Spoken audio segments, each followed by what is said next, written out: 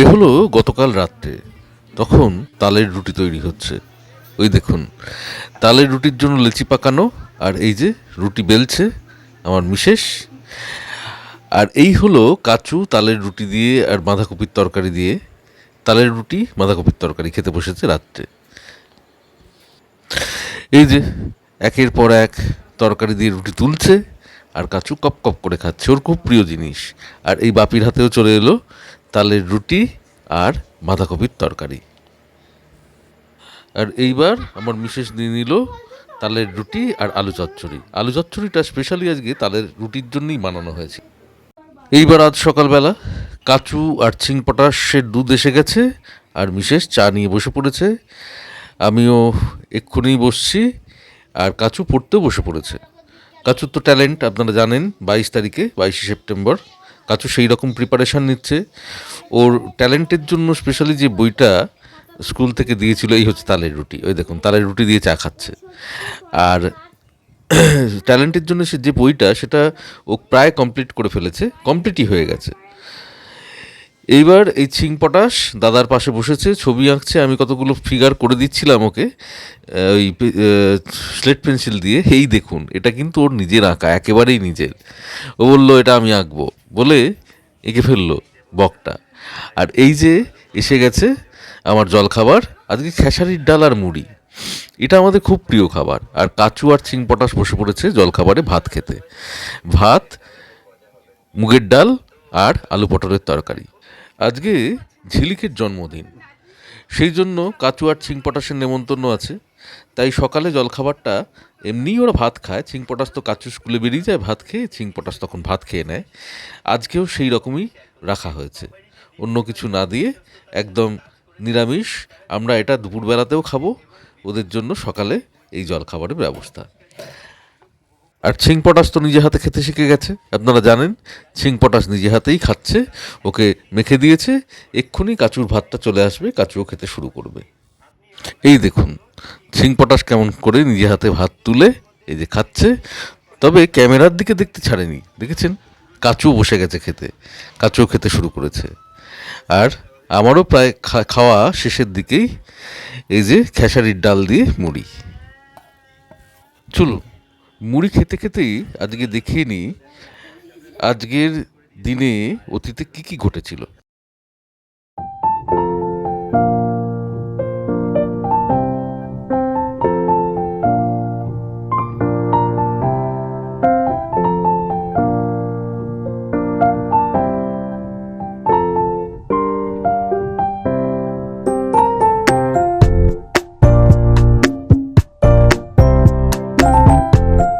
খেয়ে দিয়ে বাইরে বেরোতে গিয়ে দেখি সাইকেলটা লিক। ব্যাস, আবার সাইকেল হাঁটিয়ে হাঁটিয়ে ঠেলতে ঠেলতে নিয়ে এলাম হিরুদার দোকানে। এই যে আমি বসে আছি, হিরুদার সঙ্গে পরিচয় হয়েছে আপনাদের আগেই।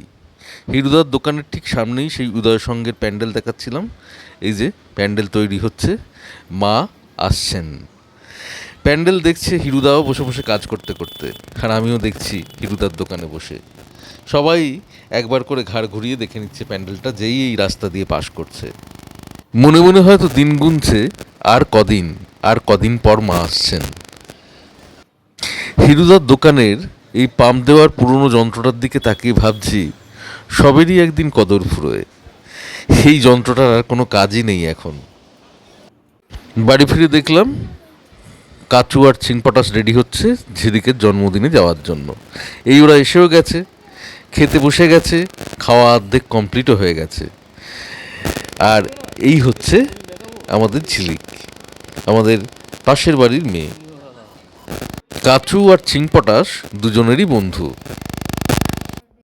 আজও সকাল থেকে নেপথ্যেই থাকলাম, এবং মোটামুটি সকাল থেকে এখনো পর্যন্ত, মানে এখন বাজে প্রায় দুপুর 1:30, তো এখনো পর্যন্ত আমরা মানে যেভাবে চলেছি সেইটা আপনাদের দেখানোর চেষ্টা করেছি।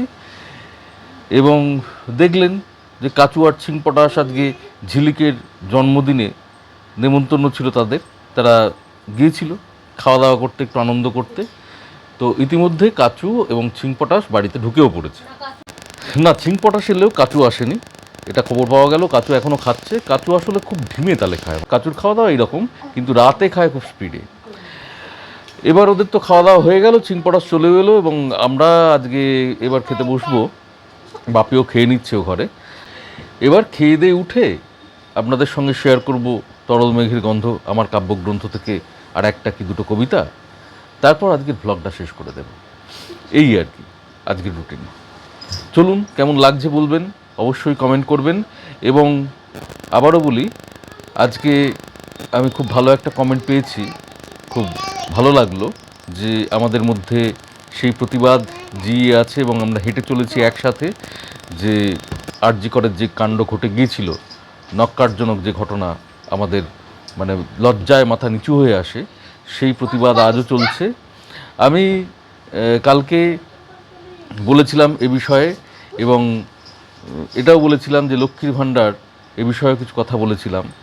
তো হ্যাঁ, মানে লক্ষ্মীর ভাণ্ডারের উপর অনেকেই নির্ভরশীল, এবং সেক্ষেত্রে হয়তো তারা দেখা যেতে পারে হয়তো একদম প্রত্যন্তে গিয়ে এই প্রতিবাদের কোনো খবরই তাদের কাছে পৌঁছয়নি, তারাও লক্ষ্মীর ভাণ্ডার পেয়ে তাদের দিন যাপন করেন। তো সেদিকটা খেয়াল রাখতেই হবে বই কি, মানে সেদিকে যদি অন্য কিছু কাণ্ড ঘটিয়ে প্রতিবাদের অভিমুখ অন্যদিকে ঘুরিয়ে দেওয়ার কেউ ফন্দি করে, সেটা পারবে না। যে প্রতিবাদ চলছে সে প্রতিবাদ চলবেই, পাশাপাশি দিন যাপনের দিকেও খেয়াল রাখতে হবে অবশ্যই। যাই হোক, চলুন একটু পরে আমরা খেতে বসে যাব এবং তারপর সেই আজকের ব্লগের শেষ অংশে চলে আসব। আমার কাব্যগ্রন্থ তরল মেঘের গন্ধ থেকে একটা কি দুটো কবিতা, এবং ভালো লাগলে অবশ্যই আরও একবার বলি কমেন্ট করবেন, ভালো না লাগলেও কমেন্ট করবেন, অবশ্যই জানাবেন, না হলে এগোতে পারবো না। এটা তো বারবারই বলি, এবং আমরা যদি একে অপরের সঙ্গে জুড়ে যেতে পারি, যত দিন না জুড়ে যাচ্ছি অনেক ফন্দিবাজ আমাদের মাঝখানে ঢুকে যাবে, যাতে না ঢুকতে পারে সেই জন্য আমরা জানি আমাদের একে অপরের সঙ্গে জুড়ে যেতে হবে। এটাই সেই মুহূর্ত, সেই মহেন্দ্রক্ষণ যাকে বলে।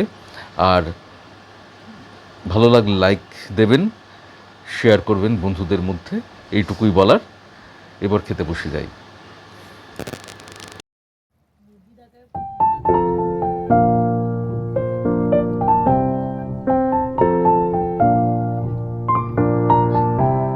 খাওয়া দাওয়া তো হয়ে গেল দেখলেন, মধ্যে কারেন্টটাও চলে গেল, আর এই যে মেঘলা আকাশ, মেঘ করে গেছে প্রচণ্ড, গরমও আছে বেশ, গরমের জন্য হাঁচি শুরু হয়ে গেছে, নাক টানছি বুঝতেই পারছেন।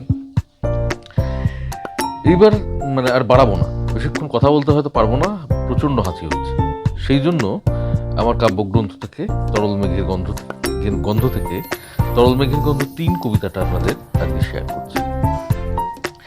যেখানেই যাচ্ছি দেখছি সেই শালিকটা ভিজছে, যেখানেই যাচ্ছি দেখছি বৃষ্টি পড়ছে আকাশ থেকেই, যেখানেই যাচ্ছি দেখছি মাটির গায়ে মিশে আছে তরল মেঘের গন্ধ, যে ঘরে ঢুকছি সে ঘরেই জল টসছে, যে ঘরে ঢুকছি না সে ঘরেও দরজাগুলো খোলা, চৌকাঠ ভিজে, যে রাস্তায় হাঁটছি না সে রাস্তাও ভিজছে সারাদিন, যে রুমাল সারাদিন আমার শরীর শুকলো, শরীর ভিজেছে তারও।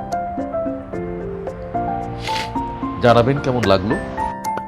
আজকে এই পর্যন্তই, আর বেশি দূরে এগোচ্ছি না, আবার দেখা হবে আগামীকাল অবশ্যই।